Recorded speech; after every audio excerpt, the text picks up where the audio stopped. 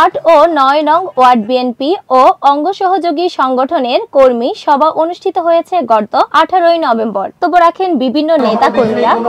আসলে এটা তো লাগাতার 15 বছর 16 বছর যাবত হয়েছে, এগুলি বলার পর কেউ ছিল না। কে সিদ্ধায় করে, কারা করা সব আমরা জানি, বুঝি, চিনি না।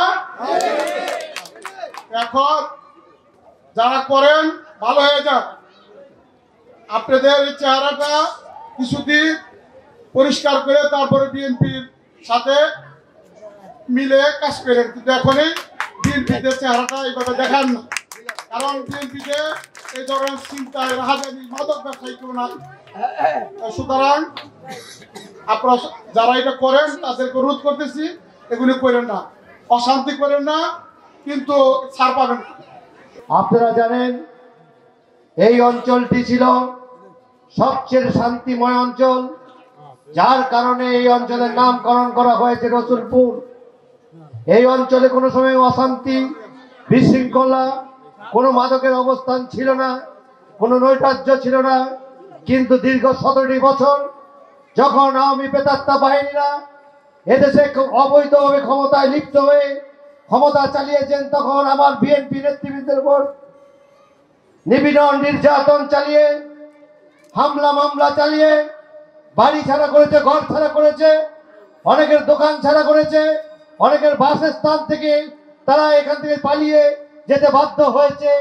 আজকে সময় এসেছে আমরা আমার নেতার কাছে এই বিএনপিকে জিঞ্জিরা ইউনিয়নের সভাপতি হিসাবে, এই জিঞ্জিরা ইউনিয়নের সন্তান হিসাবে আপনার কাছে যাবে দাবি, আমরা প্রথমেই একটি মাদক মুক্ত পরিবেশ চাই। আপনারা যে মাদকের কথা বলতেছেন এটা কিন্তু নতুন না, রসুলপুরে এই কালচারটা সৃষ্টি হয়েছে অনেক আগে থেকে। এখানে মাদকের একটা অভয়ারণ্য হচ্ছে, বিশেষ করে এই বেরিবাদ দিয়া এখানে হয়। আর আমি অবাক হলাম, এখানে জোয়ার আসর কারো বসার মতো দৃষ্টতা দেখাচ্ছে আমি জানি না। অবশ্যই আপনাদের সহযোগিতায়, আপনাদের উপদেশে আমাদের বলবেন, আমরা অবশ্যই মাদকের স্থান, ভূমিদস্যুর স্থান, চাঁদাবাজের স্থান ক্রাইমের জিঞ্জাতে নাই।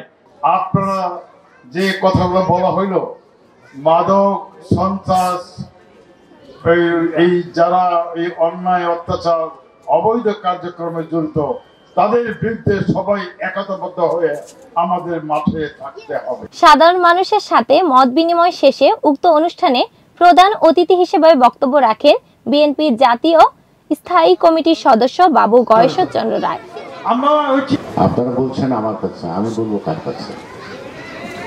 কাজটা করতে হলে তো সবাই মিলে করতে হবে। মাদক তো ছেলেরা খায়, কিন্তু মাদকটা বিক্রি করে বেশিরভাগ মেয়েরা মূল জায়গা থেকে, কারণ তাদের নিয়ে এটা চলতে সুবিধা, তারা নিরাপদে চলতে পারে, পুলিশের চোখে আড়াল দিতে পারে, এমনকি সাধারণ মানুষের মুখচোখ আড়াল দিতে পারে। কেন একজন মহিলা শাড়ি টাড়ি পরার পর যে বরকা পরে, তাতে 5-7 কেজি ভিতরে রাখলে বোঝা যায় না বাইরে। সেখানেও এই কারণে এটা খুব নানা জায়গায় আনা নেওয়া করতে সুবিধা হয়। এখন কি করা যায় বলেন আপনারা? এখানে কি করা যায়? আপনারা যদি সত্যিকার অর্থে এটি শান্তিপূর্ণ পরিবেশ চান, আপনারা বলেন ছিনতাই হয়, তাহলে রাস্তাঘাটের দরকার। যে রাস্তাটা হাঁটতে পারবেন না, সেই রাস্তা ভালো করে কোনো লাভটা কি? কারণ ছিনতাই কবলে কি বলবেন, ঠিক না? আর মাদক তো সমাজ থেকে ধ্বংস করছে, আপনার ঘরকে ধ্বংস করছে। যারা খাচ্ছে তো তারা তো শেষ হচ্ছে, কিন্তু সেই গোটা পরিবারটা যে শেষ হচ্ছে, ওই পরিবারগুলি সবসময় আতঙ্কে থাকে। কখন? কারণ মাদকের কাছে কিন্তু মা বাবা, ভাই বোন বলতে কিছু নাই, আর পয়সা নাই, ও হাতে যা পাবে তা দিয়ে আঘাত করবে, আপনজন বলে। মানে একজনের সাথে শত্রুতা আছে, তার ছেলেটা একটা মাদকের অভিযোগ দিয়া তাকে হয়রানি করবেন, এই অভ্যাসের থেকে আমাদের ঊর্ধ্বে তা তো না। এবং এই শত্রুতা, এই ধরনের ব্যক্তিগত বিষয়ে ঊর্ধ্বে থেকে আমরা যেন সত্যিকার অর্থে, অর্থাৎ যে মাদক বিক্রি করে তাকে ধরিয়ে দেওয়া মানে তাকে উপকার করা, তার পরিবারটাকে উপকার করা, যাতে সে আস্তে আস্তে এর থেকে যদি নিরাময় পায় তার গোটা পরিবারটা এবং আপনার আশেপাশের পরিবারটা। আমি চাই আপনাদের এখান থেকেই সারা দেশে এই মাদক বিরোধী সামাজিক আন্দোলনটা গড়ে উঠুক। এখন আমরা ক্ষমতায় নাই, আপনি যেখানে আছেন আমি সেখানে আছি।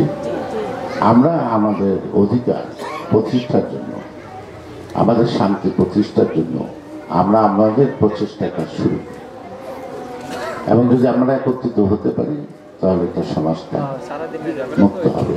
এবং সেই পাপ থেকে মুক্তি পাওয়ার জন্য আগামী একটি অবাধ, সুস্থ, নিরপেক্ষ নির্বাচনের মধ্য দিয়ে আপনি দেশের মালিক, একটা ভোট দিয়ে তা প্রতিষ্ঠিত করার জন্য প্রস্তুত থাকবেন। এস কে মামুন, NN টিভির, দক্ষিণ কেরানীগঞ্জ, ঢাকা।